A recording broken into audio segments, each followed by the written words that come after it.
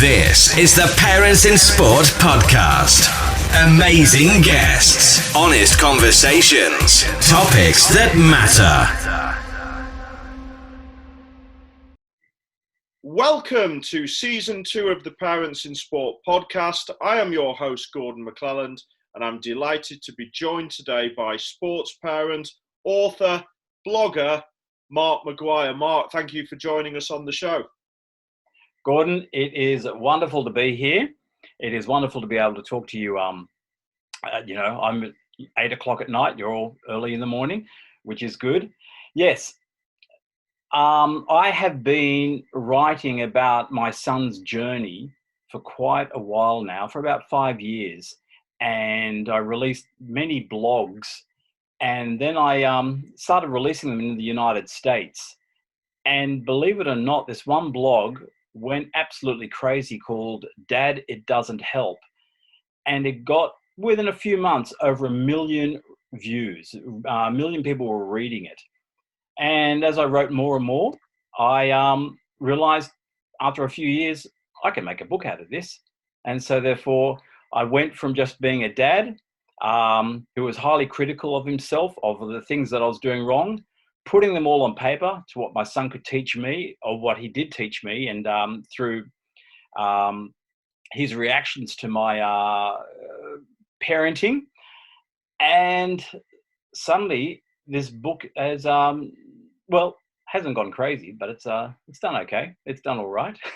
Yeah, I mean, look, it's a fantastic read. And the thing that excites me about having you on the show today is, I guess, the uniqueness of the journey. Now, I became aware of some of Mark's work a few years ago, and he's been very kind to contribute his blogs for our members of the Working with Parents in Sport platform. And I just love the realness of the content. As a sports parent myself, I think I described it once as very Australian, that it was just very real. You know, my experiences of going to Australia is it's just real people saying it, you know, as it is. And it was done with such a really good dose of humour.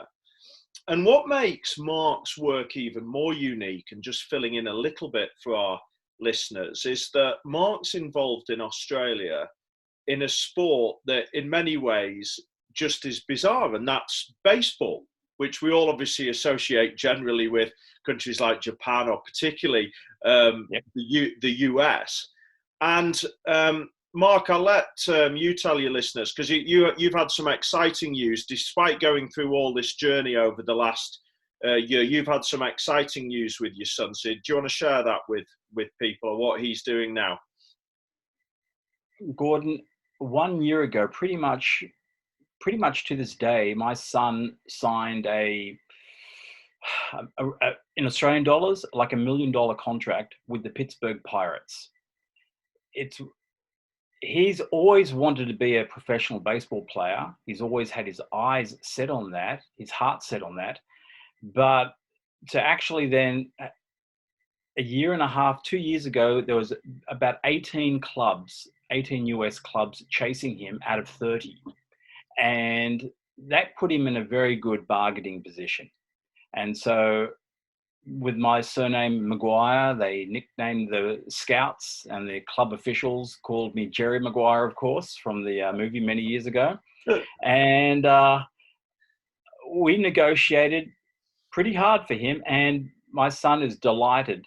He's not over there yet because of COVID, but he should be over there in April 1 this year.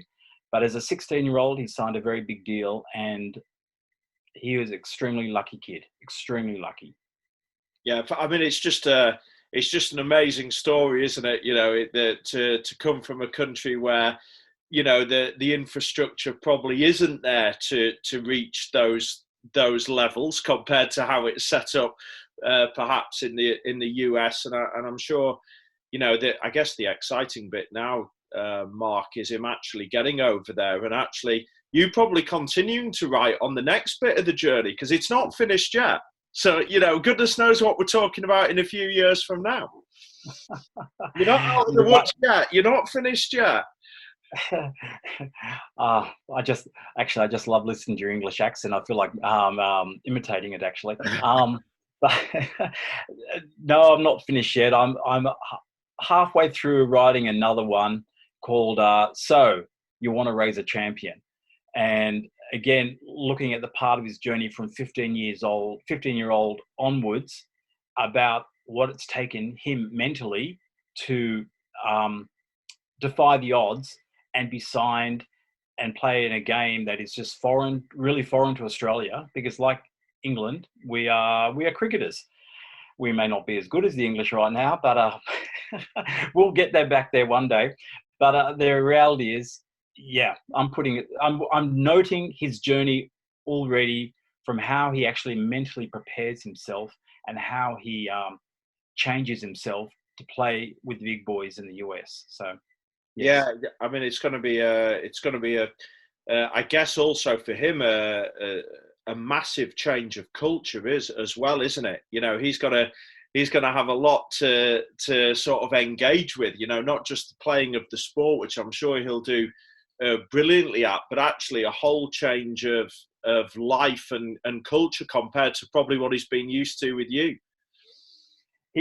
He's been over there many times. Okay. And he was actually just over there for 6 weeks last October, during a special training sessions over there with their top prospects. However, he does prefer Australia. He's not planning to invest his money over there. He plans to invest it all over here. He's he does prefer our country here. You know, it's I don't know if you've been here, Gordon, but it's pretty cushy over here. Yeah. Really, it's pretty cushy over here. I love being in Australia. I've been several times, and it's one of my favourite places. And you know, I always particularly enjoyed the.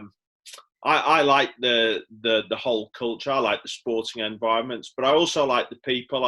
I felt that, you know, they gave you plenty of stick being a pommy, which was fair enough. But actually, if you stood your ground and gave it back with a bit of humour, they were the best people to invite you to barbecues and welcome you in. So I've got a real affiliation to the country, and still very much try to keep up with, you know, the NRL over here and watch it when those opportunities, you know, provide themselves. So yeah, no, I can see why he A, will see it very differently, but B, how he may like to come back to home, which I'm sure lots of us would like to do.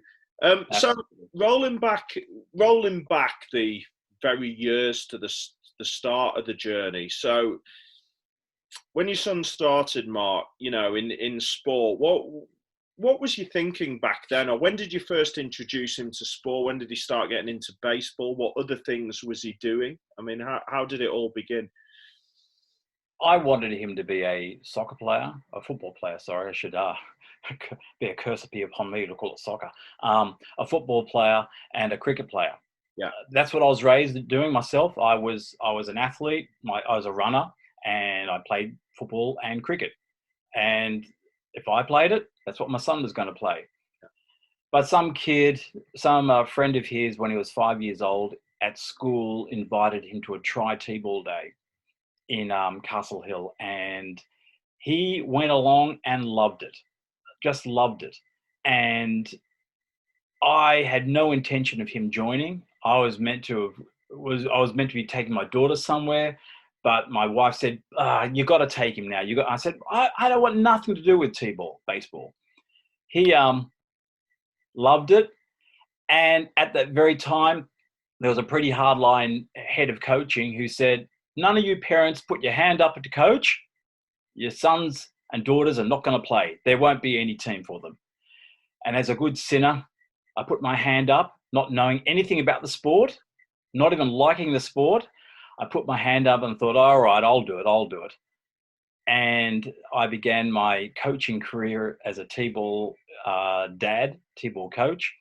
And from then on, he took to the sport. It was around about 8 years old when other players, when other parents were saying to him, you're pretty good at this. You should go somewhere. You should do something with this. You're pretty good. And it's that very point he got triggered. He was a good athlete. He was a cross-country runner, sprinter. He was doing it all like every other child out here. But when he got that bit of motivation, that bit of inspiration, he took it upon himself. It triggered him to go, yeah, I could take this somewhere. I could go somewhere with this. I'm going to pursue it. He thought that at 8 years old. He took it upon himself to make baseball his one and only sport at that point. Okay, so I mean so he obviously had that sort of multi-sport, upbringing in the very early stages. But so at the age of 8, did he just do baseball, or did he manage to continue to do other sports around it? He still played football for the school. He played, even going into high school, he played. Are you familiar with the term AFL? Australian football? Absolutely, yeah. Aussie rules. Yeah. So he played that in high school. He still ran cross country. He still was he was a sprint champion. He played basketball. So he did various other sports, but they were just side school things. They weren't a devotion at all. Yeah. So it sounds like baseball, quickly became his passion. But actually, the nice thing was that whilst it was his passion, he was still doing lots of other things as well, which we all need to do to help keep ourselves nice and sort of grounded and multifaceted, and make sure that we've got lots of different things going on with our life. Can I tell you the scary thing right now? Yeah. Even though he hasn't turned 18 yet, he's learnt the art of picking up a golf club, and I can't get him off he just goes to the driving range now. He just plays golf with his friends on the side. I'm getting scared that actually he's thinking, I might pursue this now instead of, so that's the scary thing right now. Yeah, well, it's funny, isn't it? I mean, I think golf's just one of those great games, isn't it? And it's, particularly as we get older, it's one of those things we can continue to play. And my 11-year-old sort of banging on at me now saying, when we're out of this lockdown, we're going to go to the course lots, aren't we, Dad? And we'll go together and play a few holes after your day's work. And I'm thinking, oh no, here's another thing. Here's another thing to go on top of everything else you're doing. But I'm determined not to let him down with it, because I just know that it's such a good, social thing as well for later on to be able to play. Do you think that? What do you think allowed him to have a particular feel for baseball? Had you got him involved in some cricket prior to him trying T-ball, or was it just very much the first experience of that? Or were there other things that you maybe did at home in the garden, or other sports that he was involved in that meant that he was suddenly, I don't know, that baseball seemed a nice fit for him? We do talk about, if it wasn't baseball, what would have it been? He goes, Dad, really, with my love for sport in general, I think I would have made a success of whatever I pursued. It could have been hockey, it could have been football, it could have been AFL, it could have been really anything. Why baseball? Boy, honestly, flip a coin. And it's just good fortune for him. It wasn't anything. I mean, with his love for golf right now, you can definitely tell that having a stick and a ball. That's he does enjoy that. But why baseball? It was a sheer fluke. It was just a sheer fluke that it was none of my doing.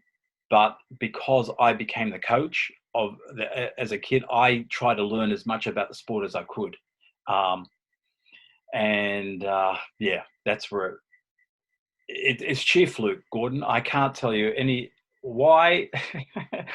Why do people become dart champions or lawn bowls? You think of any sport, why would you get involved in that? People just do. Absolutely, and also, just even if you did have some kind of magic solution, doesn't mean it'll work for somebody else. But I think the intriguing thing about these conversations is bringing them out into the open. And I think people reflecting and talking, it's amazing what information comes out. And I think certainly now, in a world where people are writing lots, and we've got the world of media. There's so many different things to sort of bring together. I think people's unique journeys are absolutely fascinating. How did you find the parent coach thing? How were you as a parent coach? Because obviously, we wrote our new book last summer, which we had lots of contributions from sports stars all over the world who coached their own kids. How was that for you, sort of separating dad from coach? How did that go? It was difficult. It was difficult because it didn't really matter that whether I knew too much or not. At the age of 5 and 6 and 7, it didn't matter. Whatever I picked up, just because I was athletic myself, some basic stuff I could pick up. And you think it would have helped, Mark, did it? My cricket, of course, it would have helped. I was quite the fast bowler in my time. Yeah, absolutely. But what I wanted to quit in the first year, I thought I'd be really good because I thought I'd be really vivacious and exciting for the kids and have a good time with them. But I tell you, I made them cry quite a few times, and that really, when other parents started getting angry at me because at times I would make their children cry because I was just too strong, speaking to them. I played centre back in my over 35 football team at the time. I mean, though I'm 56 right now, I was centre back and I was captain of the team. I would bark orders. I would just yell out. It'd be merciless out there. Centre back just, he dictates terms. So I was talking to my kids, all the kids, just like that, making them cry, and it was just ugly when some parents really got on my case about that, and I just had to apologize. And then at times when my son got a bit older, when he was 9, and I would be stronger on him than anybody else. He was up there with one of the best in the team. And if he made a mistake on the field, I would yell out and I would embarrass him, and I could see tears in his eyes.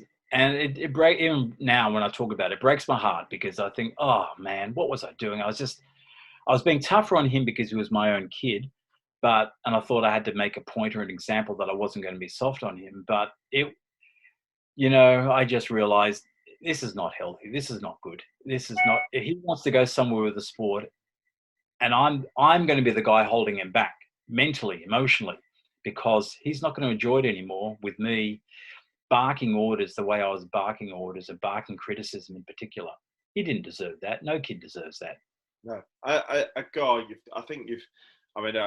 admire your honesty, and I think it's lovely when we get to that stage, where we reflect and think about sport and our role in coaching and our role as parents. And I think we've got a huge amount to do in the coach education space around just working with children, because lots of parents that get into sport and get into coaching very much just base their behaviours around what it was like for them or the adult version of the games that they were involved in, and they try to translate the adult version into the children's version with the same kind of mentality. And it doesn't work, but that's nobody's fault either if nobody's actually sort of really tried to explain that they're actually very different. And I find that working with groups of parents as well, that if they haven't got that sports science, let's say, or coaching background, they tend to base their behaviours on what happened to them as a kid, how their parents were with them, or how the media portrays sport, and they assume that, well, that's how they support it on the TV, so we'll take that over to the sort of junior sports ground. And right. I think we've got to get these discussions out there because it's not easy, and people volunteer, and we've got to provide those levels of sport to recognise that the youth sports space, as you say, looking back on it now, there isn't really a place for that adult culture. That isn't how children learn and how children develop. And I think when you said I think we all get to a point, and I've had that. My son's in a Premier League football academy over here, and has been thing. And I hit a point when he was a bit younger than he is now. I thought, actually, do you know what? You're gonna get this wrong. Not that I didn't live and breathe this or try to do the right thing, but there were just still some inherent behaviours of my own, either hang-ups from my own sport or things that I believed as a coach if I didn't see them. And it's like, hang on, he's 10, he's 9. What are you doing here? And I'm slowly trying to sort of disappear out into the background, and I'm desperate for other people to take responsibility for him. So it's that fine line. So when you recognised that, Mark, when you started to recognise that, how did you sort of adapt? What did you try and do, or how did you evolve, I guess, as dad and as a coach?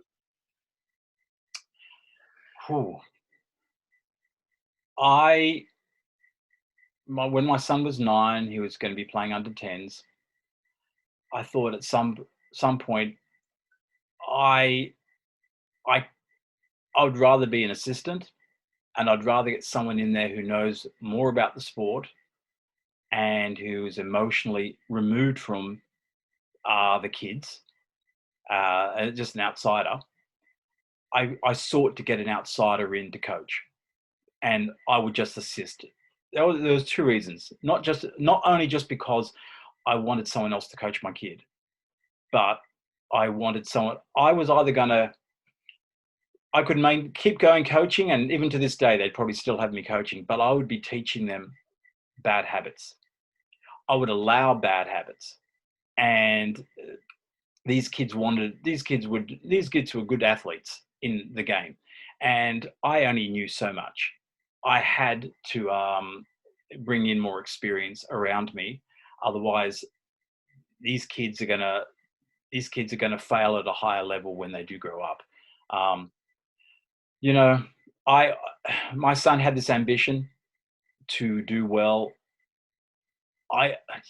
As a selfish dad, I wanted to help him whatever way I could, and so therefore, I just knew I had to start getting out of the way. Because of the drive I saw he had, because of his vision, because of his goals, because of where he wanted to go, I had to work my way to get out of the way in it all. Had he just been a fun-loving kid who just enjoyed the game, and I was just a fun-loving dad who just enjoyed spending time with him and other kids, yeah, I'd probably still be doing it now.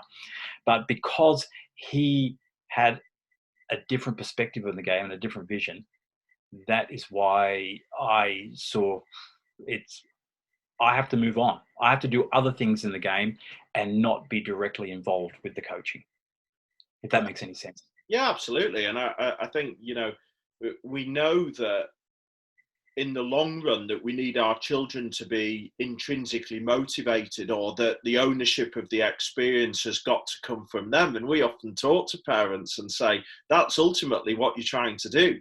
You're trying to be there as support. We've just done I don't know how you feel about this. We've just done a new workshop for parents with the children, and we've based it around driving a Grand Prix.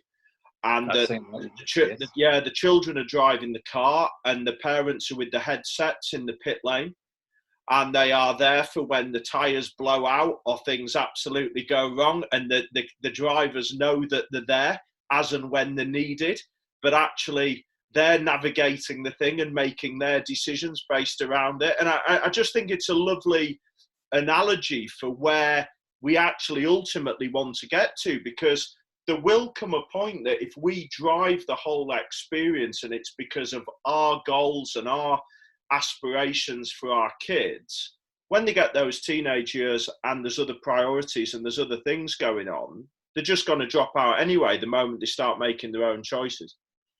Yes. It's interesting you say that about the driving. I've just read this book by Mark Manson, The Subtle Art of Not Giving a FUCK. Okay. And he talks all about, we think we're driving our car, we're in control, but it's really our feeling brain that's doing it, and our thinking brain, we're the passenger. So it's interesting you just say that right now, because really yeah, our kids are driving. We think we're in control, but we're the passenger, and there's no two ways about it. We are the passenger. We think we're driving, but we're not. Our kids are driving, and it's their feelings, it's their emotions. That's just the reality. So, yeah, it's a tough gig being a parent. It's a tough gig because we don't have any. There's no rule book that comes out for us. There's no. We really just lead and be a parent or be a coach according to how we were brought up. You know, it's just like when we parent our own kids, really the first thing, even if we hated the way we were brought up, that's the way we're going to bring up our children. That's what we've seen. That's what we've been exposed to. That's who we are. And we've got to work so hard just to be different. Yeah. It's very hard to be different. It's very hard. Very hard to sort of change, you know, environments and culture. There'll be lots of organisations that vouch for that, and certainly hard to change our approach. I guess the nice thing now, and you may have found this, I think over the last few years, there's certainly been a shift in the work some people are doing around the world and willing to share stories like this and share information and not try to tell people that this is the only way of doing it, but actually allow people to reflect and think and try and make their own decisions, because you can change.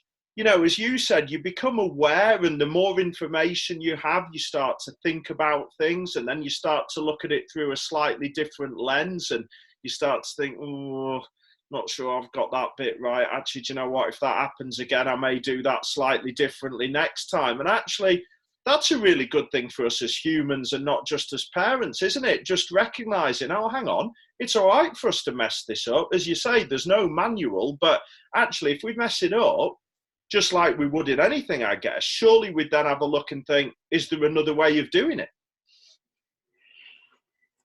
You know, you bring up a good point there about messing up, because I don't know about yourself, but, you know, I've messed up a lot. All the time, even though I live and breathe this all the time. And, you know, the amazing thing is what I've found when I have messed up, if I either, as a coach, would go to the parents or go to my son, and I'd say, son, well, his name's Solomon. I'd say, Solo, I'm sorry, man. I shouldn't have said that to you. I was out of line. I was just too excited. I was too much involved, and I'm sorry for hurting you, or I'm sorry for just yelling at you.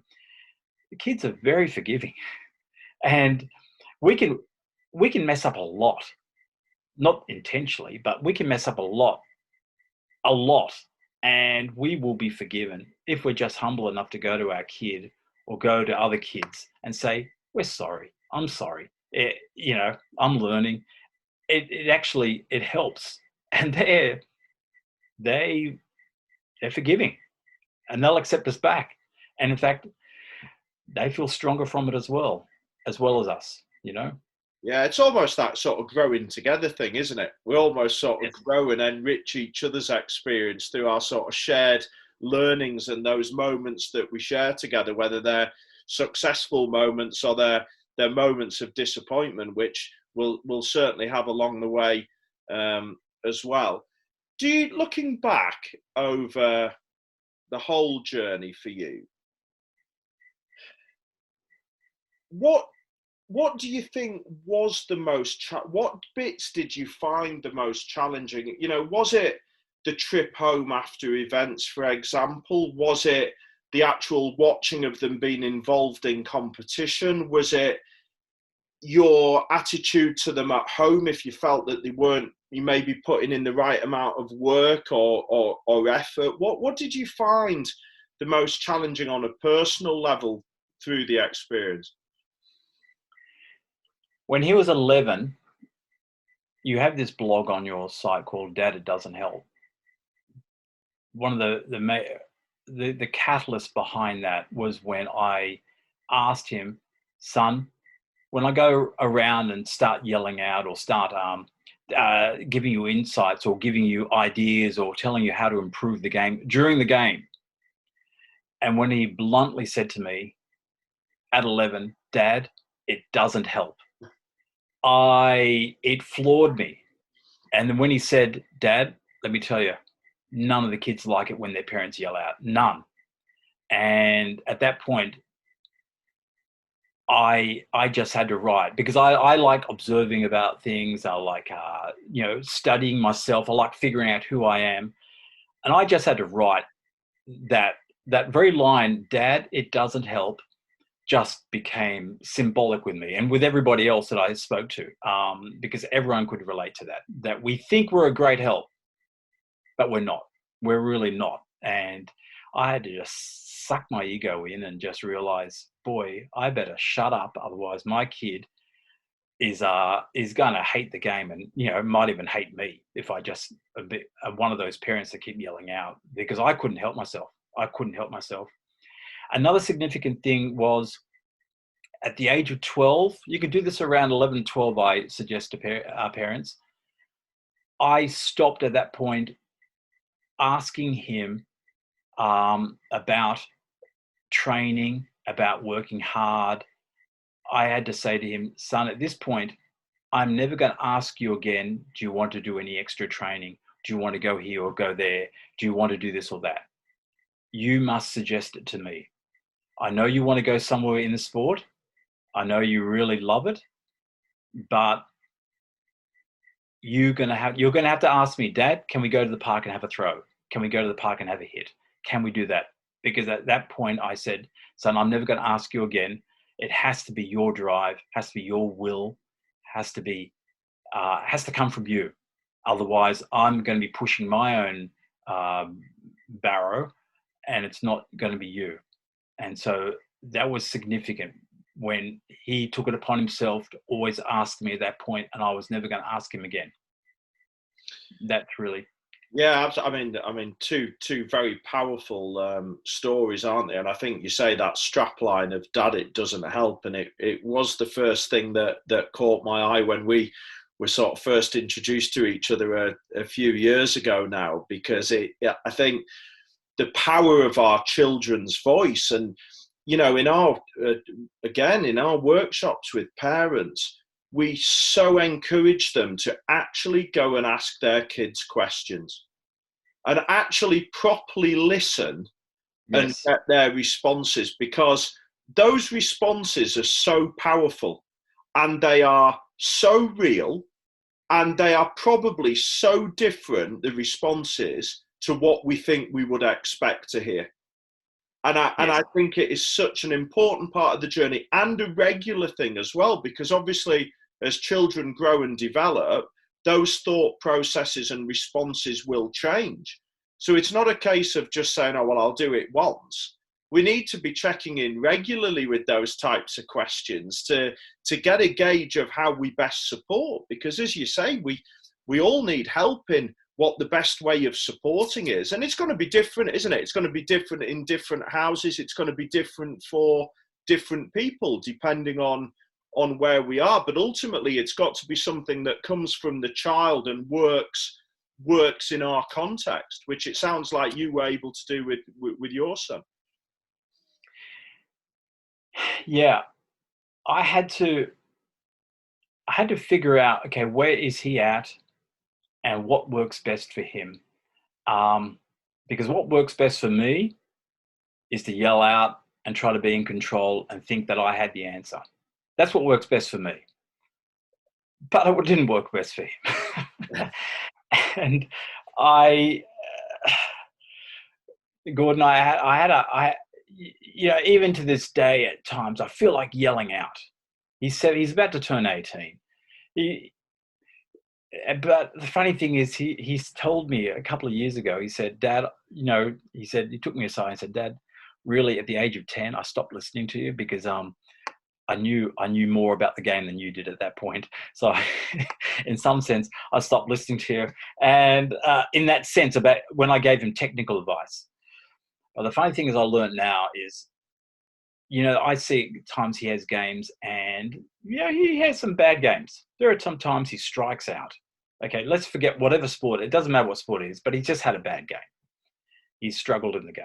And I've realized I don't bring anything up at all until maybe a day later, and then I'll even bring it up in questions that are non-judgmental, non-critical, not accusing him of anything, not even asking what in the hell happened, son.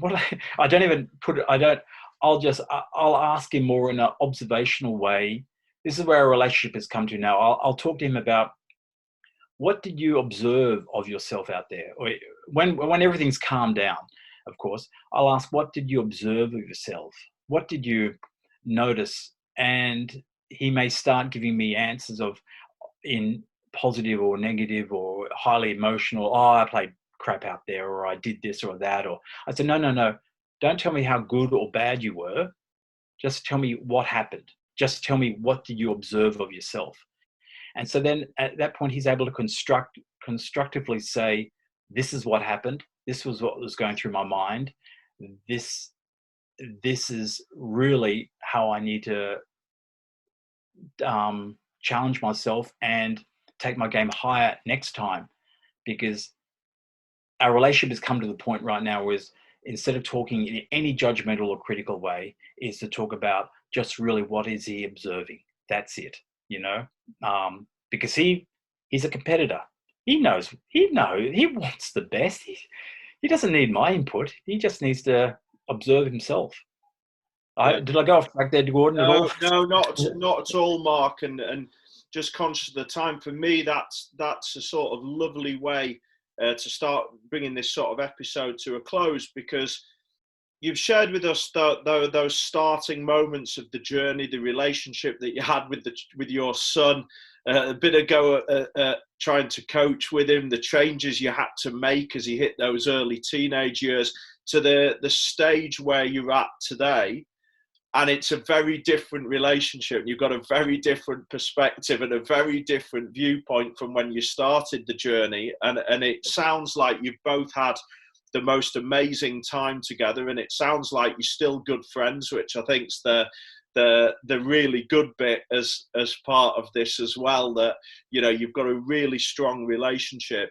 It's been an absolute pleasure having you on the show and for you to share everything that you've experienced with us. Mark, just to wrap up this one, can you tell the listeners where they can get hold of your book, what the title is? Obviously, I'll hand over to Mark in a second, but a lot of Mark's blogs are in the Working with Parents in Sport members area.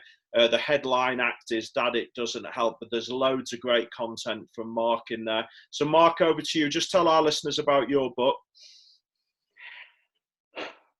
Gordon, it's called Dad, It Doesn't Help. Unless you want to, you can get it off Amazon.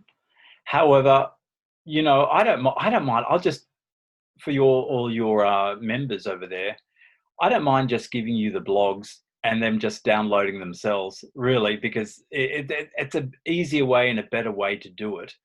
I can actually give you more material. Yeah, it's great if you buy the book, but they're in some sense, they're really going to have to email me to Australia and pay for postage over there. They're better off paying far less for you and going on your website to get it. I'm not trying to just spruik your website here, but the reality is it's just easier that way to go to get your English parents to buy it from England. Come on, England. Fantastic. Mark, you are an absolute legend, a really top bloke. Thank you so much for joining us on the show. And hopefully we can pick this conversation maybe up in a few years from now again and see where we are as your son explores the world of the Major League Baseball. So thanks once again. Gordon, thank you. Take care. Thank you for listening. Check us out at parentsinsport.co.uk.